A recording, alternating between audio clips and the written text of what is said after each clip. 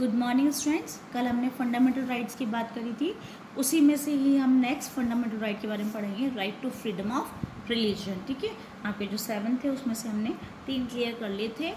आज है आपके right to freedom of religion, जिसमें आपको किसी भी धर्म को आप अपना सकते हैं अपनी चॉइस का, किसी भी तरीके से उसकी पूजा अर्चना कर सकते हैं, अलग अलग तरीके से कैसे भी अर्चना कर सकते हैं, लेकिन रेस्ट्रिक्शंस है इस राइट में कि आप दूसरों के जो धर्म हैं उनको जो है आप किसी भी तरीके से नुकसान नहीं पहुंचाएंगे। ठीक है, नेक्स्ट राइट है आपके कल्चरल एंड एजुकेशनल राइट्स, जिसमें आपके चाहे माइनॉरिटी जो लोग हैं वो उनको ये अधिकार दिया गया है सेफगार्ड करने के लिए उनका खुद का कल्चर, लैंग्वेज या स्क्रिप्ट को। ठीक है, वो उनको किसी भी लिपि को अपना सकते हैं, किसी भी भाषा को बोल सकते हैं।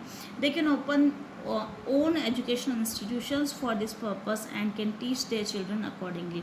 अपने बच्चों को उसके अनुसार पढ़ा सकते हैं, ऐसे एजुकेशनल इंस्टीट्यूशंस खोल सकते हैं।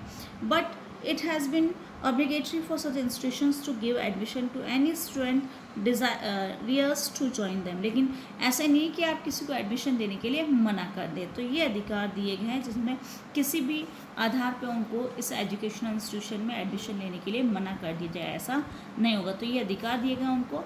नेक्स्ट है आपका राइट टू कॉन्स्टिट्यूशनल रेमेडीज़। आपके संविधान के तहत अगर चाहे स्टेट हो, चाहे कोई सा भी व्यक्ति हो आपके या कोई भी लोग हो, अगर संविधान के विरुद्ध जो है कोई भी चीज़ आपके साथ होता है, कोई भी शोषण करता है, आपको एक्सप्लॉइट करता है, तो आप सुप्रीम कोर्ट या हाई कोर्ट जा सकते हैं और इसके खिलाफ जो है अपना दर्ज करवा सकते हैं केस।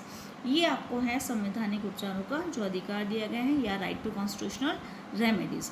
नेक्स्ट आपका राइट टू एजुकेशन, जिसमें आपकी शिक्षा का अधिकार जिसमें बोलते हैं। ये जो एक्ट है आपको एक फंडामेंटल राइट जो कि आपके 6 to 14 ईयर से 6 से 14 वर्ष के जो बच्चे होते हैं उनको अधिकार दिए गए हैं वो पढ़ाई के लिए। ठीक है, और आर्टिकल 21A जो है इसमें ऐड किया गया एक नया आर्टिकल जो कि 86 अमेंडमेंट के द्वारा हुआ था 2002 में, जो कि फ्री और कंपलसरी एजुकेशन देता है 6 to 14 ईयर्स के लिए। 6 से 14 साल तक के जितने भी बच्चे हैं उनको फ्री और कंपलसरी एजुकेशन जो कि अनिवार्य है सभी बच्चों के लिए, ये आपको अधिकार दिया गया है।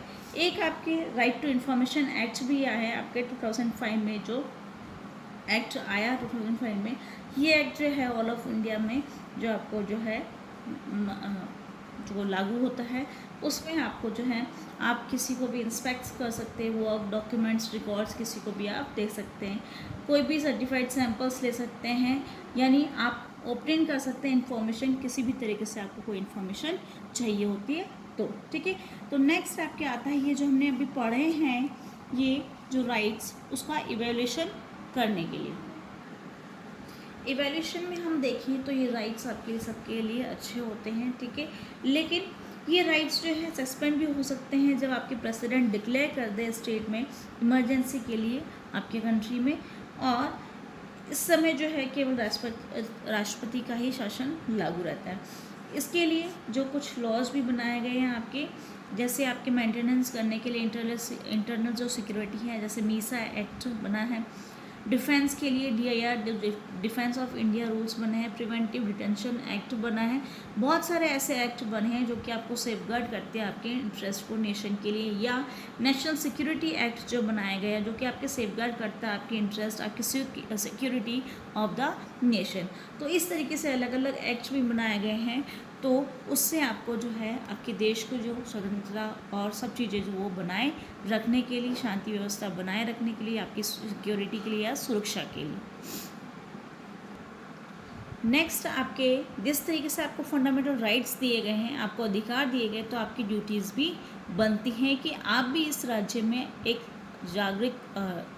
जागरूक नागरिक होते हैं उसकी हैसियत से आप लोग जो है अपने कुछ ड्यूटीज़ को निभाएं। तो वो फंडामेंटल ड्यूटीज़ जो है आपके संविधान में पार्ट 4A, ठीक है, भाग में 4 में आपको दे रखा है, जो पार्ट कहलाता है आपके पार्ट 4A।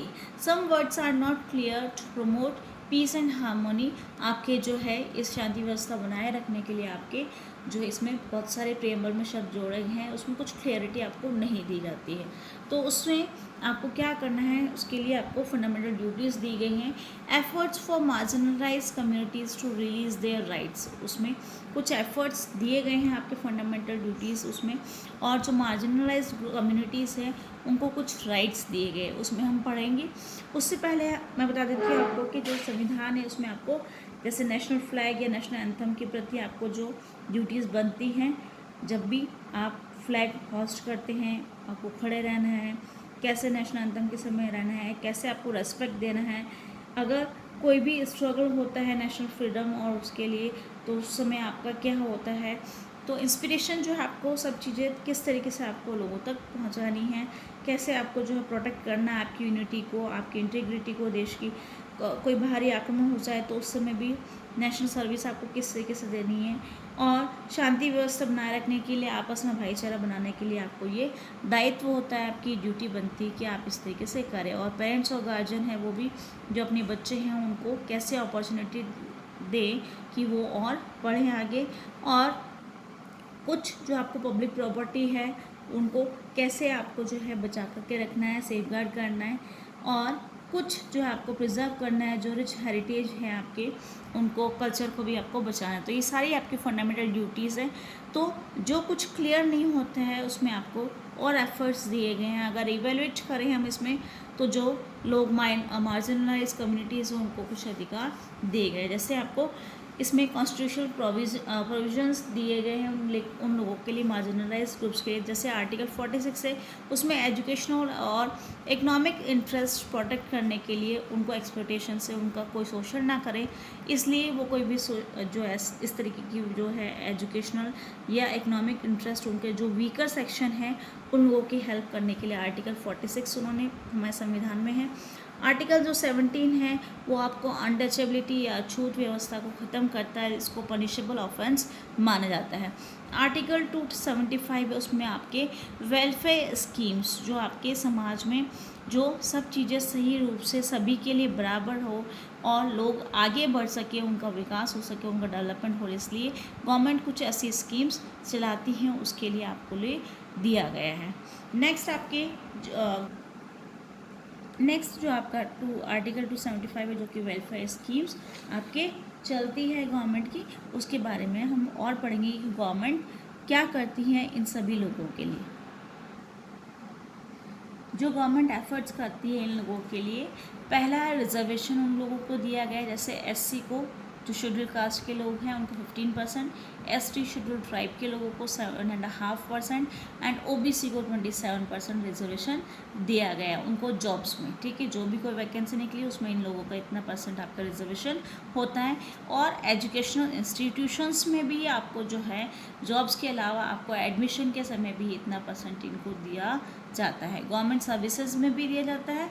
उसके अलावा एजुकेशनल जो आपकी कोई भी संस्था होती है, कोई कॉलेज या इंजीनियरिंग कॉलेज या अलग अलग जो फील्ड में वो लोग जाते हैं तो उसमें उनको रिजर्वेशन दिया जाता है। इनके लिए कुछ सीट्स रिजर्व होती है, वो इतने % होती है। ठीक है, नेक्स्ट आपके हैं लोकसभा और स्टेट असेंबलीज़ में भी इनके लिए रिजर्वेशन है, इतने जो सीट्स हैं उन लोगों के लिए सिक्योर होती है। कोचिंग या ट्रेनिंग इन लोगों को दी जाती है for improvement, provide text books, scholarships. आपके जो भी एग्ज़ाम होते हैं कॉम्पिटिशन, उसमें भी इन लोगों को SC ST OBC के लोगों को, जो आपके पिछड़े हुए लोग हैं उन लोगों के लिए ये सब चीज़ें गवर्नमेंट करवाती हैं, टेक्स्ट बुक्स वगैरह प्रोवाइड कराती है, स्कॉलरशिप्स देती हैं और कोचिंग की व्यवस्था भी करती है, उनको ट्रेनिंग भी देती है ताकि वो लोग आगे बढ़ सके और वो लोग भी अच्छी अच्छी जॉब, अच्छी अच्छी पोस्ट पे जा सकते हैं। हॉस्टल्स इन लोगों के लिए खोले जाते हैं, बॉयज़ और गर्ल्स दोनों के लिए। नेक्स्ट आपकी वोकेशनल ट्रेनिंग इन लोगों को दी जाती है ताकि वो अपना कुछ भी आगे जा कर के खोल सकते हैं, अपना बिजनेस कुछ भी कर सकते हैं अपनी अर्निंग्स के लिए। पब्लिक हेल्थ सेंटर्स खोलते हैं, क्लिनिक्स खोलते हैं। नेक्स्ट है आपके सेपरेट वेलफेयर डिपार्टमेंट्स होते हैं जो कि इन लोगों को प्रोटेक्ट करती है। तो ये सारे वर्क होते हैं जो कि आपके लिए गवर्नमेंट करती है इन लोगों के लिए, ताकि ये लोग जो है इकोनॉमिकली जो है इतने बराबर आ जाएं कि हमारे समाज में, हमारी सोसाइटी में ये रिच और पुअर का या ऊपर और निम्न वर्ग का जो है हमारे साथ भेदभाव ना हो हमारी सोसाइटी में और सभी लोग इक्वल हो। इसलिए फंडामेंटल राइट्स और फंडामेंटल ड्यूटीज़ जो है साथ साथ होनी चाहिए। ये ना हो कि आप राइट्स तो ध्यान में रखें लेकिन अपनी ड्यूटीज़ भूल जाएं। जो ये ड्यूटीज़ हैं तो वो गवर्नमेंट को फॉलो करनी होगी। जब गवर्नमेंट भी कर रही है तो आप लोगों को भी दायित्व बनता है कि आपके अधिकार जो है उसके अकॉर्डिंग आप अपने जो फंडामेंटल ड्यूटीज़ दी गई हैं वो भी करें। ठीक है, तो ये चैप्टर यहाँ पे कंप्लीट होता है आपकी।